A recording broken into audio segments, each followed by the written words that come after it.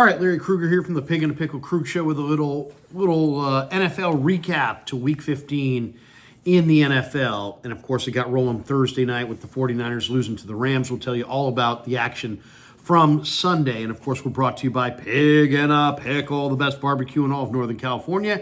Check them out. They're in Emeryville. They're in Corte Madera. They're open 7 days a week from 11 a.m. till 8 p.m. or until they run out. Pig and a Pickle, the best barbecue in all of Northern California. And this video is brought to you by Mancini Sleep World. Mancini Sleep World is a proud sponsor of the Krug Show. They offer a 120-night guarantee with a range of brands and price points.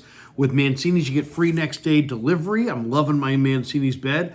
All you got to do is click the link below or go to sleepworld.com and find a bed that works for you, whether shopping online or visiting in store. Use the code KRUG10 and you'll get 10% off.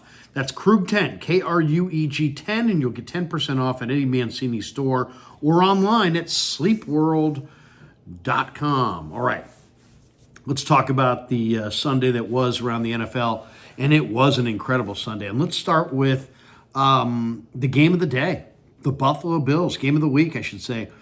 Buffalo Bills went to Detroit, and they beat the Lions to go to 11-3, and it's starting to look like it's the year of the Bills. It's starting to look like it's the year of Josh Allen. If you said to most football fans, is Josh Allen elite? They would say, absolutely he is. Is Josh Allen going to win a Super Bowl? Absolutely he is. But then you think, well, how's he going to beat Mahomes? How's he going to beat the Chiefs? But you're starting to see that the Bills are establishing momentum, and this might be the year that Josh Allen gets that Super Bowl ring. They put up 48 on the Lions today in Detroit. Josh Allen ran for 2 touchdowns. He threw for 2 touchdowns. And Detroit's 11-game win streak comes to an end. Allen threw for 362 yards. He ran 11 times for 68 yards and 2 touchdowns and looked very much like the guy who's going to win the MVP of the league. Buffalo is starting to look unbeatable. They've won 8 of 9. They've beaten Kansas City. They've beaten Detroit. Minnesota, by the way, can now tie Detroit for the division lead with a win Monday against the Bears. That will be fun to watch. Buffalo, though, is rolling on offense. They've scored 30-plus points in 8 straight games. You know, they've got terrific weapons. Khalil Shakir, James Cook. They brought in Amari Cooper. They have Dawson Knox. They have Dalton Kincaid. All-day Ray Davis, and a really good offensive line, and just enough on defense to be good. And if they can score 30 points every week, man, they're going to be tough to beat. They've scored 30 points now in 8 straight games. So Buffalo looks like the best team in pro football. And Detroit, by the way, not only lost the game, Aleem McNeil, their defensive tackle, done for the year, knee injury. Carlton Davis, their cornerback, done for the year, knee injury. So the Lions defense, which looked like it didn't miss Aiden Hutchinson early, now looks like they miss him a lot. And they just look like it's looked like it's their year, but something tells me it may not be their year. It may be Buffalo's year, and it may be Green Bay's year. If you told me that it was Buffalo and Green Bay, I would not be shocked. If you told me it was Buffalo and Philadelphia, I would not be shocked. In fact, that would be my pick right now for the Super Bowl, would be Buffalo and Philadelphia. Let's talk about the rest of Week 15, though. Denver beat Indianapolis 31-13 in Denver, despite 3 interceptions from Bo Nix. Denver with 5 takeaways. Jonathan Taylor in this game dropped the ball at the 1 in the third quarter on what would have been a 41-yard touchdown run. Dude, you can't do that. I mean, Taylor had 22 carries for 107 yards, but that is just, that's awful. Indy blew a 10-0 lead in this game. At times, Anthony Richardson played well, but Indy loses. Denver will take on the Chargers in L.A. on Thursday. Bo Nix, 3 more touchdowns, but 3 interceptions, and they win despite his 3 interceptions. Kansas City beat Cleveland 21-7, but they lose Patrick Mahomes to an ankle injury in the fourth quarter, and it looked kind of bad. Kansas City's got 10 wins this year by 7 points or less, but they actually won this one convincingly. Cleveland had 6 turnovers. Nick Chubb broke his foot in this game. Jerry Jeudy had 11 catches for over 100 yards and a touchdown. How about this? Cleveland averaged 6.6 yards per carry. Jerome Ford had a nice touchdown run, and they still lost. So that's what happens when you turn the ball over that much. Carson Wentz came on and finished the game for Mahomes. The x-rays were negative, but I wonder if Mahomes might miss a game. He definitely was in a ton of pain. The Bengals beat the Titans in Nashville by 10, 37-27. Joe Burrow, 3 more touchdowns. He's having a phenomenal individual year.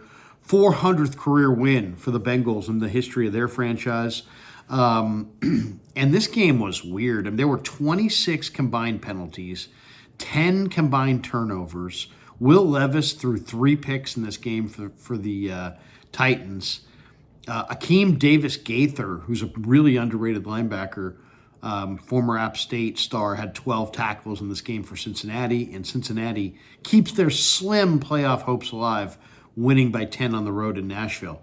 Washington beat the Saints in New Orleans 20-19. Jaden Daniels had 2 first-half touchdown passes to Terry McLaurin.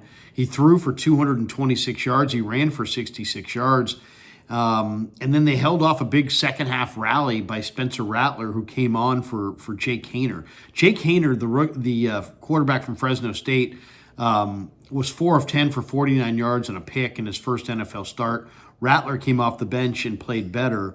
In fact, tied the game, or would have tied the game, but New Orleans and their interim head coach Darren Rizzi decided to go for a 2-point conversion. It failed, and so now New Orleans loses the game and they fall to 0-4 without Derek Carr. The Ravens crushed the New York Giants at MetLife 35-14. You could see Brian Daboll screaming and yelling. I mean, you can tell he's fired in a couple weeks. Ravens go to 9-5. Giants fall to 2-12. Lamar Jackson threw for 5 touchdowns in this game. New York's lost 9 in a row. They're 0-8 at home. It's really bad. The only thing they have going for them is Malik Neighbors. He had 10 catches for 82 yards and a touchdown. And Dane Belton had 15 tackles for the G-men. But Baltimore averaged 5.5 yards a carry. Rashad Bateman had 2 touchdowns. New York could not run it at all. They averaged 2.8 a carry. And Daboll, is fired. I don't know who's coming in, but Daboll's going to be out. Dallas beat Carolina 30-14. Typical Dallas. As soon as their season's done, they go on some run. They've won 3 out of 4 in garbage time. CeeDee Lamb had 9 catches for 116 yards. They finally met a team they can handle. Cooper Rush threw 3 touchdown passes. Dallas forced 4 turnovers.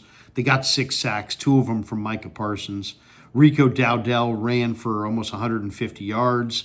And as I said, Dallas found a team that they could handle in the Carolina Panthers, and they handled them. That's what Dallas does. Jets beat the Jags in Jacksonville. Jets go to 4-10, 32-25. Devontae Adams, what a second half. 9 catches for 198 and 2 touchdowns, all in the second half. Jets end their 4-game slide. Mac Jones threw for 294 and 2 touchdowns in the loss, also 2 picks. The rookie from LSU, Brian Thomas, caught 10 footballs for 105 yards. He's having a tremendous year. But the Jets get the win over the Jaguars in Jacksonville. Houston beat Miami 20-12. Houston's 9-5. The Texans forced 4 turnovers in this game. Derek Stingley is just phenomenal. He had 2 fourth-quarter interceptions. Houston clinches the AFC South Division title. And Stingley was incredible. He held Tyreek Hill to 2 catches for 36 yards. Nico Collins had a couple touchdowns. Tua Tagovailoa had a rough day. He had 4 turnovers. He lost a fumble. He had 3 picks.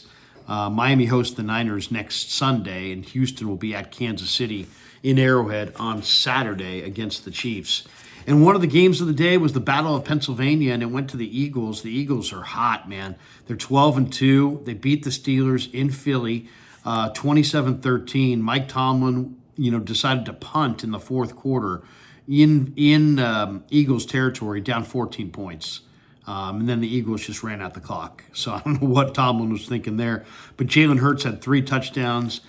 He's playing with a broken finger on his non-throwing hand. Philly is playing great. They've won 10 in a row. A.J. Brown had 8 catches for 110. Devontae Smith had 11 catches for 109.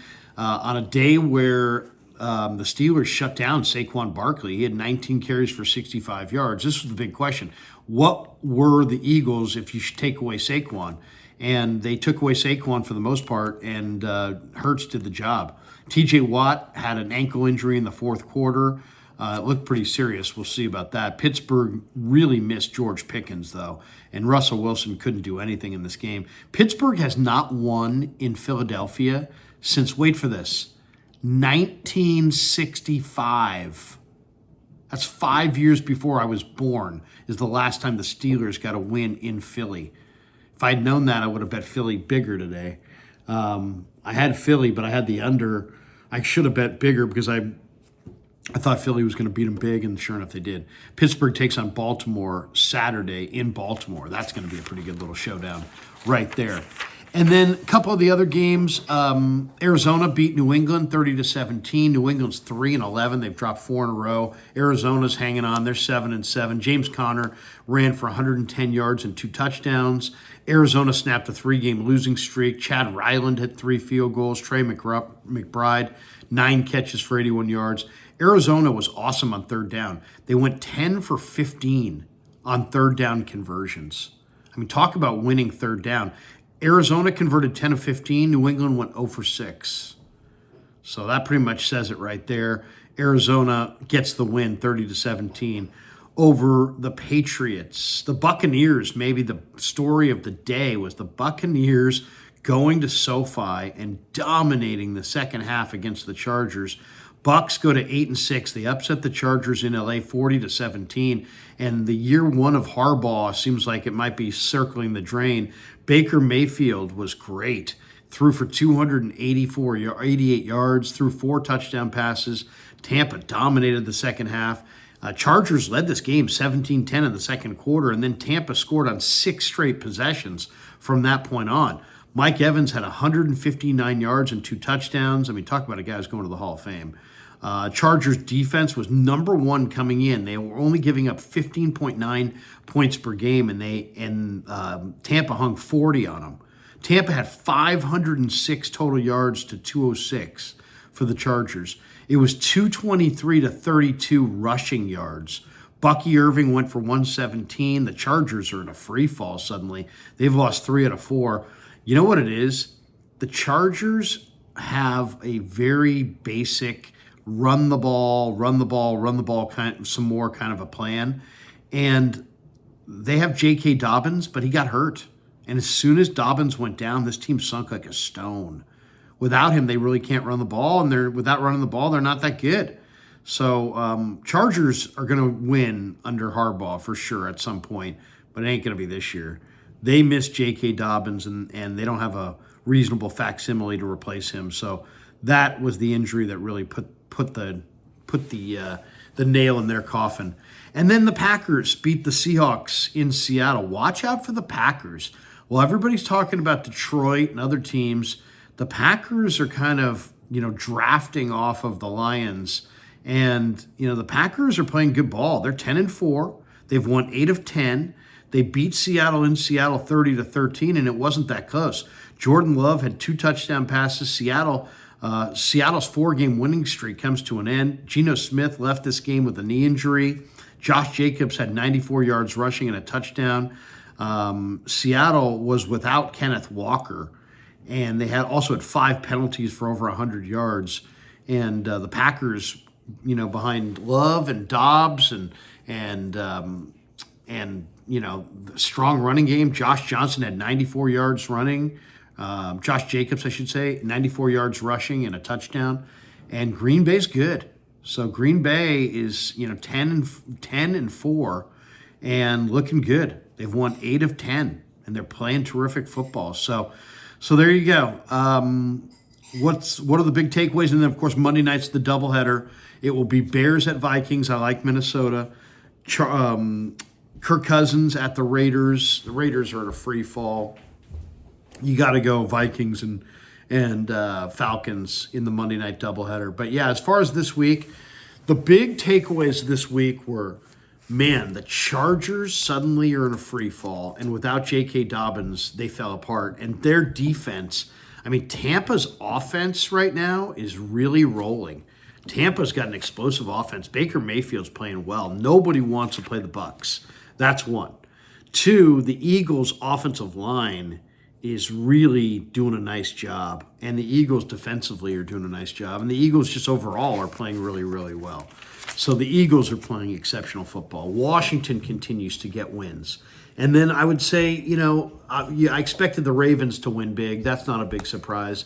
But the Lions, look like they're a great team that everybody's going to talk tons about the Super Bowl, but are they ever going to actually do it?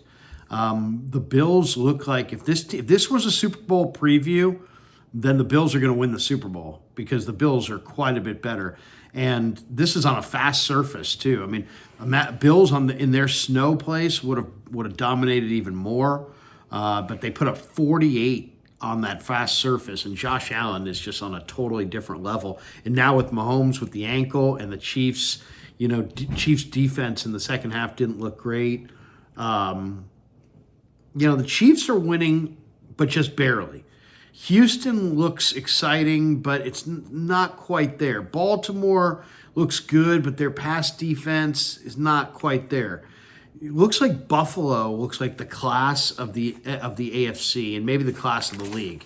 And then the Chargers are starting to fade as well. And then the NFC, you've got the Eagles, the Packers, the Lions, and the Vikings, all kind of teams to watch for. I would say the Eagles, to me, or the Packers, are probably the teams. Like if you said to me right now, Super Bowl, I'd say Buffalo in the AFC, Eagles, Packers, possibly in the NFC. That's how I see it. If I had to pick it right now, I'd probably go Buffalo and Philly as the two best teams in the NFL. That does it for the recap. Hope you guys enjoyed the video. Thanks to Mancini's for sponsoring this video. Thanks to Pig and a Pickle for sponsoring the Krueger Show. Thanks to all of you guys for supporting the Krueger Show on YouTube.